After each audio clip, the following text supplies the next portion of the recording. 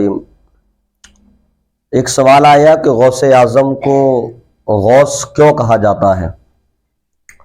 تو اس کا سادہ اور سمپل سا معنی یہ ہے کہ غوث اعظم کا جو مطلب ہوتا ہے، جو معنی ہوتا ہے، وہ ہوتا ہے مدد کرنے والا، اعظم کا سب سے زیادہ مدد کرنے والا۔ اب آپ دیکھیں کہ غوث اعظم کو جو ہم غوث اعظم کہتے ہیں تو ہم ہی نے نہیں غوث اعظم کہا ہے، بلکہ جو اکابر اولیاء گزرے ہیں انہوں نے بھی آپ کو اسی لقب سے یاد فرمایا ہے۔ جب کوئی بندہ اپنے تقویٰ اور اللہ کی عبادت کے ذریعے منصب ولایت پر فائز ہو جاتا ہے تو وہ ولی کہلاتا ہے، لیکن جو ولیوں کی سرداری فرماتے ہیں، جو ولیوں کا سردار بن جاتا ہے، اس کو ہم غوث اعظم کہتے ہیں۔ تو جب بندہ کوئی ولیوں کی سرداری کرنے لگتا ہے تو وہ غوثیت کی منزل پر فائز ہو جاتا ہے اور پھر وہی غوث اعظم بن جاتے ہیں۔ اب آپ دیکھیں، بعض لوگ کہتے ہیں کہ غوث اعظم جو ہے آپ کہتے ہو سب سے زیادہ مدد کرنے والا، تو اگر سچ حقیقی معنوں میں دیکھا جائے تو سب سے زیادہ مدد کرنے والا تو اللہ تبارک و تعالی ہے، تو پھر کیسے؟ تو یہ بات تو ہمیں بھی قبول ہے۔ آپ دیکھیں کہ دنیا میں جتنے بھی لوگ ہیں، چاہے نبیوں کی جماعت ہو، چاہے رسولوں کی جماعت ہو، صحابہ ہو، شہداء ہیں، اولیاء اعظام ہو، کوئی بھی ہو، سب کو اللہ تبارک و تعالیٰ نے شان بخشی ہے، اور اسی کے جود و کرم سے یہ سارے لوگ اپنے اپنے منصبوں پر فائز ہوئے ہیں۔ تو انہیں تو رب تبارک و تعالیٰ نے عطا کیا ہے، ان کے پاس تو عطا ہی جو ہے جو کچھ ہے۔ اب آپ کہیں کہ شرک کا معنی، تو اگر شرک کا اگر ہم دیکھیں تو رب تبارک و تعالیٰ کا کچھ عطا کیا گیا تھوڑی نہیں ہے، رب تبارک و تعالیٰ کا اس کا تو ذاتی ہے، بخود ہے اس کے پاس، تو اس کے حکم سے ہم سب کو ملا ہے۔ تو جب یہ بات کلیئر ہو گئی تو عام انسان، ایک سادہ مسلمان بھی اس بات کو تسلیم نہیں کرے گا کہ ہاں یا شرک کی کوئی باغ ڈور رہ جاتی ہے۔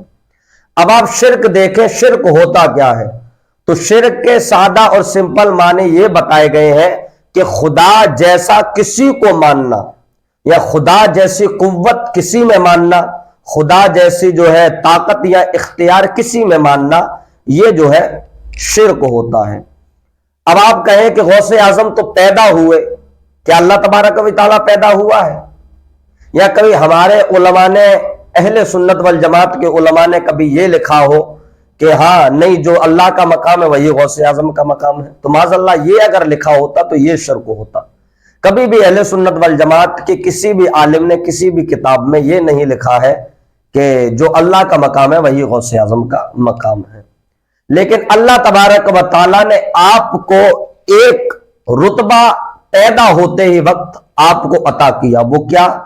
کہ غوث اعظم کے تعلق سے مشہور ہے کہ جب آپ پیدا ہوئے تو ایک رمضان المبارک کا دن تھا، تو آپ نے پہلے ہی دن سے روزہ رکھنا شروع کر دیا تھا۔ یہ غوث اعظم کی جو ہے کرامتوں میں سے بہت بہتر کرامت ہے۔ تو یہ بات بالکل ظاہر آئینے کی طرح صاف ہو گئی کہ اس میں جو ہے کوئی شرک کا معنی اور کوئی مطلب پایا ہی نہیں جاتا ہے۔ اب میں اگر آپ سے کہوں کہ آپ اگر ایسے ہی جو ہے شرک کا مطلب یا معنی تلاش کر رہے ہیں، تو بعض ملکوں میں کیا ہوتا ہے، بعض ملکوں میں لوگ جو ہوتے ہیں ان کے جو ہے قائد اعظم ہوتے ہیں، تو قائد اعظم اگر در حقیقت میں اگر جو ہے لقب دیکھا جائے، جو منصب دیکھا جائے، وہ تو حضور کے لیے استعمال ہوتا ہے۔ تو اب یہاں پر تکرار ہو رہی ہے دو چیزوں میں، تو آپ کہیں گے کہ نہیں، ہماری وہ مراد نہیں ہے کہ قائد اعظم سے جو ہے حضور کو جو ہے قائم مقام ہم لا رہے ہوں۔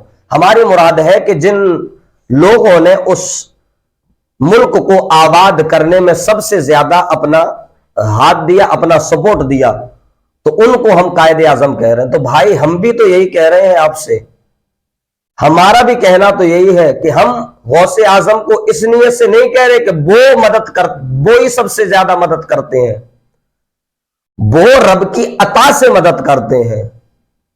ہمارا بھی کہنا یہ ہے کہ سارے ولیوں میں اس وقت اگر سب سے زیادہ اگر کوئی طاقت اور قوت اور سب سے زیادہ مدد کرنے والی شخصیت ہے تو وہ غوث اعظم ہے۔ یہی غوث اعظم کا مطلب ہوتا ہے۔ اب آپ دیکھیں ایک ولی کے درجے کا آپ علم دیکھیں۔ شاہ عبدالحق محدث دہلوی علیہ رحمت و رضوان فرماتے ہیں، اور اس بات کی تصدیق انہوں نے خود اپنی کتاب میں فرمائی ہے۔